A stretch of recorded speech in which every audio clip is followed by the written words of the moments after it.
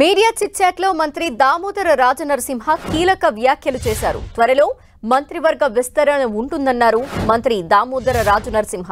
సీతక్కకు హోంశాఖ ఇచ్చే అవకాశం ఉందన్నారు. మంత్రుల శాఖల మార్పులు చేర్పులు ఉంటాయన్నారు దామోదర రాజనరసింహ.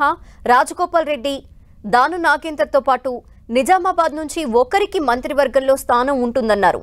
పరిస్థితుల్ని బట్టి రాజకీయాలు మారుతుంటాయన్నారు దామోదర రాజనరసింహ. త్వరలో వైద్య శాఖలో ప్రక్షాళన సంస్కరణలు చేస్తామన్నారు. వైద్య శాఖలో 2 విభాగాలు ఉండాలని మంత్రి దామోదర రాజనరసింహ అన్నారు. మరిన్ని డీటెయిల్స్ మా ప్రతినిధి కరుణాకర్ అందిస్తారు. కరుణాకర్, మంత్రివర్గ ప్రక్షాళన జరిగే అవకాశం ఉందంటున్నారు, మరి ఎలా ఉండబోతుంది అనుకోవాలి?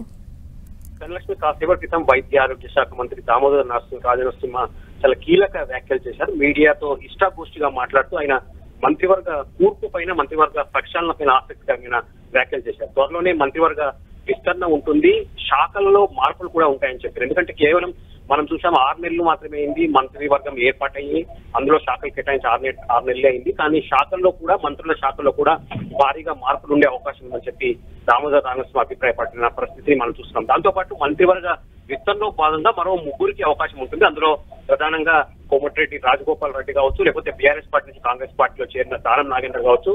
నిజామాబాద్ నుంచి ఇప్పటివరకు మంత్రివర్గంలో స్థానం లేదు కాబట్టి నిజామాబాద్ నుంచి ఒకరికి మంత్రివర్గంలో అవకాశం ఉంటుందని చెప్పి ఆయన చెప్పారు. మరో ఆసక్తికరమైన కామెంట్, సీతక్కకు హోంమంత్రి ఇచ్చే అవకాశం కూడా లేకపోలేదని చెప్పి కూడా దామోదర రాజనరసింహ కామెంట్ చేసిన పరిస్థితిని మనం చూస్తున్నాం. కాబట్టి రాజకీయాల్లో చాలా మార్పులు చేర్పులు ఉంటాయి. రాజకీయాల్లో అప్పటికప్పుడు ఉన్న పరిస్థితులను బట్టి ప్రభుత్వం కానీ లేకపోతే నాయకులు కానీ నడుచుకోవాల్సి ఉంటుందని చెప్పి కూడా ఆయన చెప్పిన పరిస్థితిని మనం చూస్తున్నాం.